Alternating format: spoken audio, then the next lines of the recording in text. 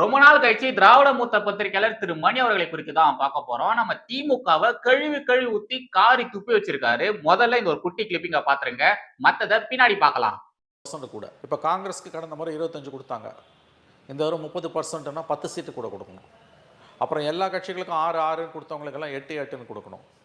இது திமுக வந்து கூடிய வரைக்கும் இதை தவிர்க்க தான் விரும்புவாங்க. ஏன்னா மொத்தமாக தான் மட்டும்தான் ஆளணும், தான் மட்டும்தான் அதிகாரத்தை சுவைக்கணும், மற்றவங்களுக்கெல்லாம் வாய்க்கரிசி போடணுன்றது தான் திமுகவோட எண்ணமே ஒழிய அவங்க ஒருபோதும் அதிகாரத்தை பகிர்ந்து கொள்ள மாட்டார்கள். வேறு வழி இல்லாமல் அந்த நிலைமை வந்தால் தவிர 2006 அந்த நிலைமை வந்தது. கருணாநிதி ரொம்ப சாமர்த்தியமாக 96 சீட்டு தான் திமுக ஜெயிச்சுது. ஆனால் மத்தியில் 144 சீட்டு காங்கிரஸுக்கு இருந்தது, பிஜேபிக்கு 137 சீட்டு, 7 சீட்டு தான். அப்போ திமுக கிட்ட இந்த 20 எம்பிஸை வச்சு தான் கவர்மெண்ட்டே போச்சுங்க. அதனால் சோனியா காந்தியை கன்வின்ஸ் பண்ணி இங்கே இருக்க காங்கிரஸுக்கு மந்திரி சபையில் இடம் வேணுன்ற கோரிக்கையை எழ விடாமல் கருணாநிதி பார்த்துக்கிட்டார். அதே மாதிரி பாமகவோட 18 எம்எல்ஏக்களையும் ராமதாஸை சரி பண்ணி வாங்கிக்கிட்டார். நல்லா கவனி, 22 சீட்டு துண்டு விழுந்தது, 118 மெஜாரிட்டி, 196 சீட்டு தான் திமுக இருந்தது. காங்கிரஸோட 36 சீட்டு வெளியிலேருந்தும் பாமகவோட 18 வெளியிலேருந்தும் கொடுத்த ஆதரவில் தான் அந்த கவர்மெண்ட்டே நின்றுச்சு.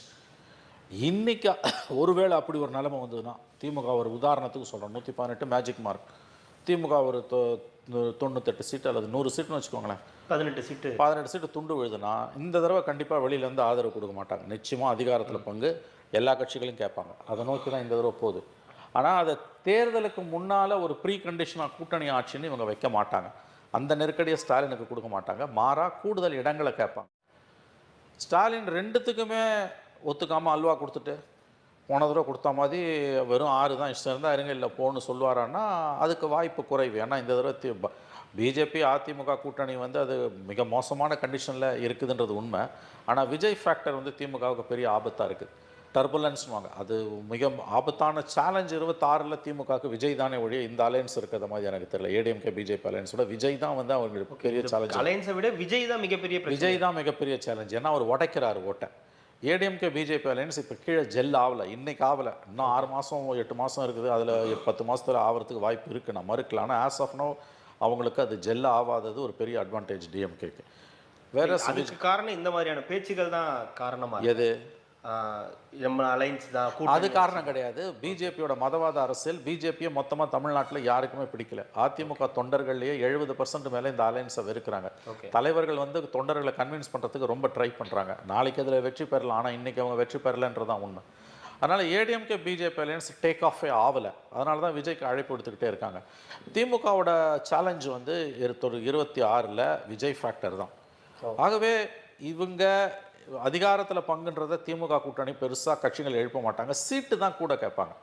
வேற ஏடிஎம்கேல வந்து அதிகாரத்தில் பங்குன்றது சீரியஸ் இஷ்யூவாகவே இருக்குது. ஆட்சி மாற்றம் ஏற்பட்டால், ஒருவேளை ஆட்சி மாற்றம் ஏற்பட்டால் அதிமுக பாஜக குட்டி கட்சிகள்லாம் பாமக தேமுதிக எல்லாம் போயிடுவாங்கன்றாங்க. அந்த 19 அலையன்ஸ் ரீசரக்ட் ஆச்சுன்னா ஒருவேளை ஆட்சி மாற்றம் வந்ததுன்னா அமையப்போவது கூட்டணி ஆட்சியாக தான் இருக்கும். நிச்சயமாக எடப்பாடி ஏடிஎம்கே மொத்தமாக அவங்க மட்டுமே ஆட்சி எல்லாத்தையும் அனுபவித்ததெல்லாம் இனிமேல் அந்த காலம்லாம் மலையேறிச்சுன்னு எனக்கு தோணுது. திமுக வந்து தனி மெஜாரிட்டி வந்ததுன்னா ஓகே, 118 வராமல் அவங்களுக்கும் ஒரு 15 சீட்டு 20 சீட்டு துண்டு விழுதுன்னா கண்டிப்பாக இந்த முறை ஸ்டாலின் அதிகாரத்தில் பங்கு கொடுத்தே ஆகணும், ஆட்சியில் பங்கு கொடுத்தே ஆகணும். 2006 கலைஞர் ஆண்ட மாதிரிலாம் ஸ்டாலினால் அதிகாரத்தில் பங்கு கொடுக்காம வெளியிலேருந்து ஆதரவு கொடுத்தலாம் கண்டிப்பாக நிர்வாகத்தை நடத்த முடியாது. இல்லை, இந்த ஒரு பிரச்சனை 2021 இருந்த பிரச்சனை இன்னமும் நீடிச்சுட்டு தான் இருக்கு. பாஜக உள்ள வந்துடும், அதனால நம்ம வந்து இதெல்லாம், ஆனால் இப்போ அந்த பிரச்சனை இருக்க தானே செய்யுது. அப்போ இப்போ மட்டும் வந்து அது நல்ல கேள்வி. ஆனால் என்னன்னா தொடர்ந்து அது இருந்துகிட்டே தான் இருக்குன்னா நாங்கள் ஏன் எங்கள் ஸ்பேஸை இழக்கணும்? 21 திமுக பண்ணது மிகப்பெரிய, அதாவது பட் அரசியலில் நல்லது கெட்டதுன்னு எதுவும் கிடையாது. கூட்டணி கட்சிகளை திமுக நசுக்கியது, கட்டை விரலின் கீழ் வச்சு நசுக்கியது. அவங்க வரலாறுலேயே சிபிஐ சிபிஎம் 6 சீட்டு நின்னது கிடையாது. 6 சீட்டுக்கு நீ தனியாகவே நின்று போகலாமா? நீ போய் நின்று ஜெயிச்சுன்னா இப்போ 6 நின்று 2 தான் ஜெயிக்கிற, 2 இருந்தான்னா இல்லாட்டின்னா இல்லை. இது இப்படி புரிஞ்சுக்கலாம் சார், பாஜக வந்துரும்னு பயந்து நம்ம வந்து கூட்டணி வச்சு இது பண்ணோம். ஆனால் இப்போ பாஜக வந்துடுச்சு அப்படின்ற பொருள் எடுத்துக்கலாம். ஆமாம், அதுதான் சண்முகமே சொல்கிறார். பாஜக நல்லா வளர்ந்துருச்சு. 10 வருஷத்துக்கு முன்னால் இருந்ததை விட பாஜக காலூன்ற ஆரம்பிச்சிருக்குன்றது உண்மை. இதை மறுப்பவர்கள் ஒன்று விவரம் அறியாதவர்களாக இருக்க வேண்டும், அல்லது வந்து உள்ளொன்று வைத்து புறமொன்று பேசும் அயோக்கியர்களாக இருக்க வேண்டும். தமிழ்நாட்டில் பாஜக 10 ஆண்டுகளுக்கு முன்பு இருந்ததை விட இன்று நன்றாக காலொன்று இருக்கிறது, வளரத் தொடங்கி இருக்கிறது, வளர்ந்து கொண்டிருக்கிறது என்பது உண்மை. உங்களுக்கு பிடிக்குதோ பிடிக்கலையோ அந்த சித்தாந்தம் வேறு ஒன்று ஆரம்பிச்சிருக்கு. திராவிட மூத்த பத்திரிகையாளர் திரு மணி அவர்கள் ஆரம்பத்துல இந்த திமுக கூட்டணி கட்சிகளை குறித்து பேசியிருந்தார் இல்லையா? அந்த அளவுல பெருசா திமுக கூட்டணி கட்சிகள் பண்ணுவாங்களா அப்படின்ற மாதிரிலாம் எனக்கு தெரியாது. ஏன்னா திமுக கூட்டணி கட்சிகள் என்ன ஆனாலும் சரி, என்ன நடந்தாலும் சரி, திமுகவே கழுத்து பிடிச்சு அந்த கூட்டணி கட்சிகளை வெளியே தள்ளினாலும் சரி, திமுக கூட்டணி கட்சிகள் திமுக விட்டு வெளியே வரவே மாட்டாங்க. சத்தியமா சொல்றேன், அது மாதிரிலாம் அவங்க வெளியே வரவே மாட்டாங்க. ஏன் தெரியுங்களா? அந்த கூட்டணி கட்சிகளுக்கு தேவையான விஷயங்களை திமுகவை தவிர்த்து வேற யாராலையும் ஃபுல்ஃபில் பண்ணவே முடியாது. அவங்க கேட்கக்கூடிய விஷயங்களை திமுக மட்டும் தான் அவங்களுக்கு பண்ணி கொடுப்பாங்க. அவங்களுக்கு தேவையான எல்லா விஷயத்தையுமே செஞ்சும் கொடுப்பாங்க. திமுக கூட்டணி கட்சிகள் எக்ஸ்ட்ராவா சீட்டு கேட்டாலும் சரி, அவங்க ஆட்சியில பங்கு கேட்டாலும் சரி, இது எதுவுமே திமுக தரலனாலும் சரி, அந்த கூட்டணி கட்சிகளை எப்படி சரி பண்ணணும் அப்படின்றது நம்முடைய ஸ்டாலின் அவர்களுக்கு நல்லாவே தெரியும். பெருசா ஒண்ணும் கிடையாதுங்க. எக்ஸ்ட்ராவா ஒரு 2 பொட்டி குடுத்தாங்கன்னு வச்சுக்கோங்களேன், திமுக கூட்டணி கட்சிகள் பொட்டி பாம்பா அடங்கிருவாங்க.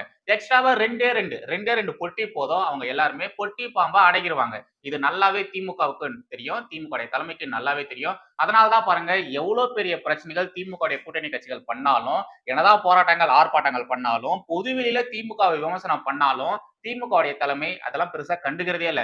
ஏன்னா அவங்களுக்கு நல்லாவே தெரியும், அவங்களுக்குள்ள நல்ல அண்டர்ஸ்டாண்டிங் இருக்கு. அவங்க எல்லாருமே சும்மா இப்படி பேசுற மாதிரி பேசுவாங்க, கடைசியில நம்ம கிட்ட தான் வந்து நிப்பாங்க அப்படின்றது திமுகவுக்கு நல்லாவே தெரியும். அதனாலதான் என்ன பிரச்சனை ஆனாலும் அவங்க பெருசா அதெல்லாம் கண்டுக்கிறதே கிடையாது. அதுக்கப்புறம் பாஜகவை குறித்து நம்ம திராவிட மூத்த பத்திரிகையாளர் திரு மணி அவர்கள் சில விஷயங்களா சொல்லியிருந்தாரு. பாஜகவுடைய மதவாத அரசியல் இங்க யாருக்கும் பிடிக்கவே இல்லை, பாஜகவை இங்க யாருக்கும், தமிழர்களுக்கு யாருக்கும் பிடிக்கவே இல்லை அப்படின்ற விஷயத்த சொல்லியிருந்தாரு. இவரெல்லாம் என்னத்த பத்திரிகையாளரோ எனக்கு உண்மையிலேயே தெரியலங்க. நான் அத்தனை வருஷமா பத்திரிகையாளரா இருக்கேன், நான் அந்த ஊடகங்கள்ல பத்திரிகையாளரா வேலை பார்த்திருக்கேன், எனக்கு எவ்வளவு எக்ஸ்பீரியன்ஸ் இருக்கு தெரியுமா அப்படின்ற மாதிரிலாம் இவர் வாய் கிழிய கிழிய பேசுவாரு. ஆனா இவர் பாருங்க, பாஜகவை குறித்து எப்படி எல்லாம் பேசிட்டு இருக்காரு. கொஞ்சம் கூட அடிப்படை உண்மையே இல்லாம, 1% உண்மை கூட இல்லாம எப்படி எல்லாம் பேசுறாரு பாருங்க. தமிழக மக்களுக்கு பாஜகவை பிடிக்காம தான் 12% ஓட்டு பாஜகவுக்கு கொடுத்திருக்காங்களா? தமிழக மக்களுக்கு திமுகவும் அதிமுகவும் அப்படியே ரொம்ப பிடிச்சு போச்சா என்ன? இல்ல. இதுவரைக்கும் இந்த 2 கட்சிகளும் 40-45% ஓட்டுகள் வாங்கியிருக்காங்களா? நீங்களே சொல்லுங்க. ஒட்டு மொத்தமா இதுவரைக்கும் தமிழகத்துல நடந்த தேர்தல்கள்ல திமுகவும் சரி, அதிமுகவும் சரி 50% இல்ல 40% ஓட்டாச்சு அவங்க வாங்கியிருக்காங்களா? சொல்லுங்க. வாங்கியிருக்காங்களா?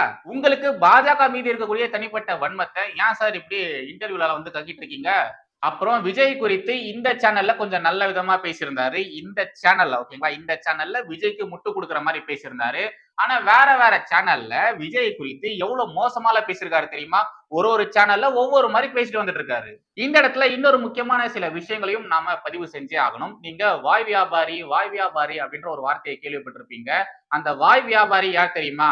வேற யாரும் கிடையாது, இந்த திராவிட மூத்த பத்திரிகையாளர் திரு மணி அவர்கள் தான். இவருக்கு இவ்வளவு வயசா இருக்கே, கொஞ்சமாச்சு கூச்சநாச்சம் வேணாம்? முன்னாடியே சொன்ன மாதிரி இந்த மனுஷன் ஒவ்வொரு சேனல்லையும் ஒவ்வொரு விதமா பேசிட்டு வந்துட்டு இருக்காரு. இந்த இன்டர்வியூல இவர் என்ன சொன்னாரு? பாஜக வளர்ந்துடுச்சு, பாஜக இல்லன்னு எவனாச்சும் சொன்னானா அவன் ஒரு அயோக்கியன் அப்படின்ற மாதிரி இவர் சொன்னாரா? ஆனா இவருடைய இந்த வாய் தான் வேற சேனல்கள்ல பாஜக இங்க இல்லவே இல்ல, பாஜகவை இங்க யாருக்கும் பிடிக்கவே இல்ல, பாஜக வளர்றதுக்கு வாய்ப்பே கிடையாது அப்படின்ற மாதிரிலாம் பேசிட்டு இருக்காரு. இந்த சேனல்ல இப்படி ஒரு உருட்டை உருட்டிட்டு வேற சேனல்ல வேற மாதிரியான ஒரு உருட்டை உருட்டுறாரு. திமுக ஆதரவு சேனல்கள்ல இவர் போய் பேசும்பொழுது திமுக பண்ண ஊழல்களை ஊழல்னு சொல்லாம அரசாங்கத்திற்கு ஒரு லாஸ் ஏற்பட்டிருக்கு, அரசாங்கத்திற்கு இவ்வளவு காசு லாஸ் ஆகிருக்கு அப்படின்ற மாதிரி சொல்றாரு. ஏன் சார், திமுக இந்த டாஸ்மாக்ல மட்டும் எத்தனை ஆயிரம் கோடி ஊழல் பண்ணியிருக்காங்க. அந்த விஷயத்த, அந்த ஊழல்னு சொன்னாதான் என்ன? எதுக்கு தமிழக அரசாங்கத்துக்கு லாஸ்ன்னு சொல்றீங்க? எவ்வளவு அழகா ஊழல லாஸ்ன்னு சொல்றாரு பாத்தீங்களா? அரசாங்கத்திற்கு லாஸ் ஆயிருச்சு அப்படின்ற மாதிரி சொல்றாரு பாத்தீங்களா? திமுகவுக்கு ஒயிட் வாஷ் பண்ற வேலையை தான் திரு மணி அவர்கள் மாதிரி இருக்கக்கூடிய தமிழகத்துல இருக்கக்கூடிய ஊடகவாதிகள் பண்ணிட்டு வரானுங்க. ஏதோ திமுக அரசு ஷேர் மார்க்கெட்ல காசு போட்டு லாஸ் ஆன மாதிரி லாஸ் ஆயிடுச்சு அப்படின்ற மாதிரி பேசிட்டு வந்துட்டு இருக்காரு. திமுக அரசுல திருட்டு நடந்திருக்கு, பல ஆயிரம் கோடி திருட்டு நடந்திருக்கு.